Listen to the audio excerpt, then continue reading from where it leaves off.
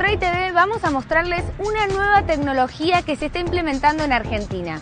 El uso de impresoras 3D para el desarrollo de prototipos y piezas en escala. Muchas industrias desde hace ya tiempo utilizan impresoras 3D para producir piezas determinadas, pero hoy ya es posible conseguir modelos hogareños. Los especialistas sostienen que la llegada de estas impresoras a los hogares va a provocar una nueva revolución industrial, ya que los objetos de consumo dejarían de producirse en gran escala y en serie en las grandes fábricas para comenzar a diseñarse y producirse en los hogares en forma colaborativa. Los invito a ver la siguiente nota donde conoceremos los beneficios que se destacan de este nuevo sistema de trabajo.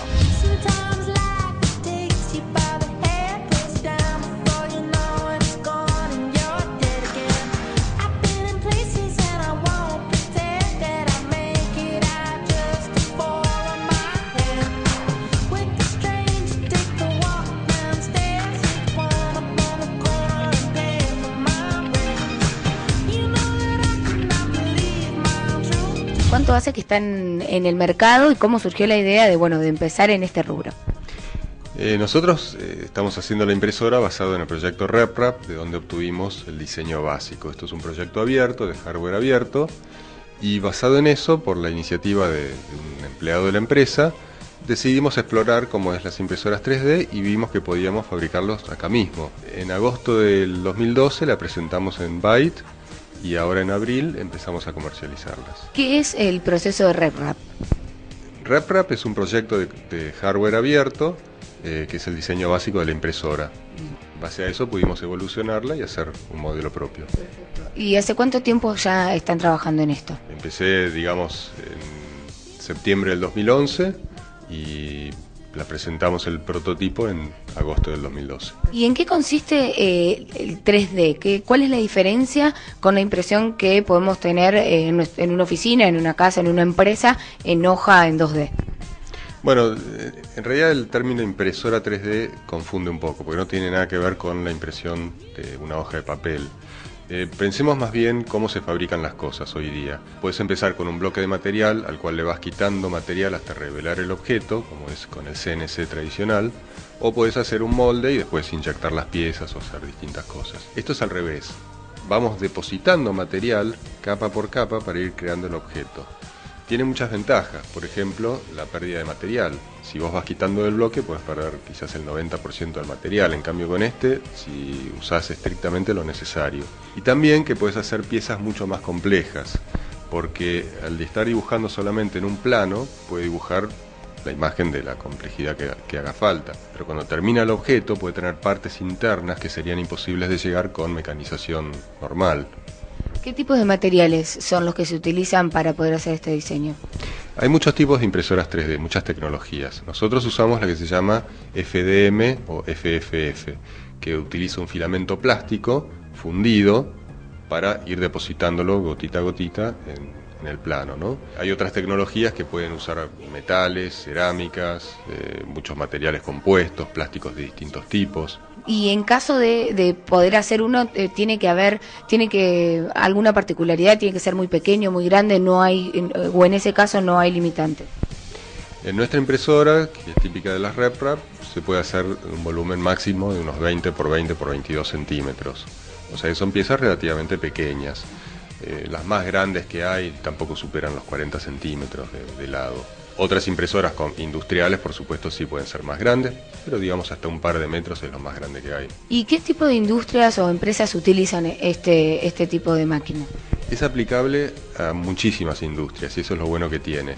Obviamente en ingeniería puedes hacer prototipos, puedes hacer maquetas para arquitectura, puedes hacer piezas funcionales. Es muy bueno porque si tenés una pieza de baja tirada que no justifica hacer un molde o hacer todo un proceso de desarrollo, con esto lo sacás rápidamente.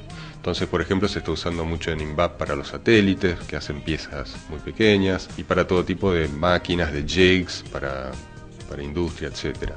Después, por supuesto, tiene aplicaciones en medicina, en odontología, en arqueología, en educación, todo tipo de... Cada uno que la ve le encuentra su propio propósito. Pueden hacer productos ya directamente para ser aplicados o prototipos. Claro, tiene mucha utilidad para prototipos, tiene mucha utilidad para hacer moldes también, y algunas piezas funcionales, si la tolerancia de la fuerza del plástico es suficiente, sí, directamente la pieza. La impresora tarda varias horas en hacer una pieza, o sea, si hiciera una pieza del tamaño máximo, probablemente estuviera 12 horas haciéndola, depende un poco de la forma de la pieza. Pero yo puedo llenar la plataforma con todas las piezas pequeñas que entren y hacer quizás 10, 100... Entonces, para una tirada hasta unas 1000 partes es muy práctico. Y la ventaja, obviamente, es que no tengo que tener el stock. Yo las puedo imprimir bajo demanda. Y eso tiene, en el futuro, grandes implicancias para la industria, tanto en las finanzas, ¿no?, del capital detenido, como que no voy a tener que hacer ventas de remate de fin de temporada, porque nunca hice la parte que no vendí. De hecho, la puedo cobrar antes de hacerla. ¿Y en nuestro país cómo está avanzando esta tecnología? ¿Se está incorporando? ¿Está facilitando el trabajo de las diferentes industrias? Sí. Es más, yo pensé que iba a haber más hobbyistas interesados en esto, para lo cual es buenísimo, porque pueden hacer las piezas a medida para su hobby. Pero realmente encontré mucha demanda de parte de la pequeña industria que hace partes metálicas, que lo usa para hacer moldes.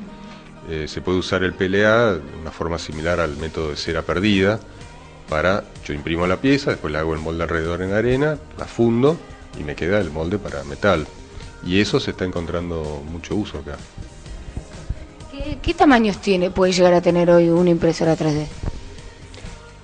Como decía, el tamaño de estas es pequeño las piezas, pero las industriales pueden llegar hasta un par de metros, pero una de esas puede costar $1 millón. Las distintas tecnologías de 3D incluyen esta, que es de filamento fundido. Después hay unas que usan una resina líquida polimerizada por luz, que hay otra empresa argentina que también las hace. Después tenés las de deposición de polvo, que se pone una capa muy finita de polvo y después o con tinta tipo inkjet o con un láser que lo funde, crea una capa. Esas son de las más sofisticadas también. Y hay otras que inclusive usan haces de electrones para fundir metal, y con esas hacen las de titanio, por ejemplo, o de aceros. Con respecto a lo que es el cuidado o al aspecto medioambiental, que es un cuidado que bueno, actualmente se está teniendo muy en cuenta, ¿cuál es el beneficio que dan este tipo de máquinas? Bueno, esa es parte de la revolución que lo hace muy sustentable, porque primero, al evitar la pérdida de materiales, se ahorra quizás hasta el 90% del material. Y también al poder producir localmente, se va a ahorrar mucho en transporte. Hoy día hay que mandar a hacer a la China o alguna fábrica, megafábrica mundial, y después distribuir a todo el mundo, todos los productos que uno hace. De esta manera, en un futuro no tan lejano, quizás en 10 o 20 años, uno va a mandar el archivo electrónicamente y lo va a producir en su barrio, en la impresora más cercana. Esto también pienso que va a dar surgimiento a un montón de emprendedores que desde su garage, con una máquina del tamaño de un escritorio, que le va a poder servir para hacer desde juguetitos hasta piezas de máquina.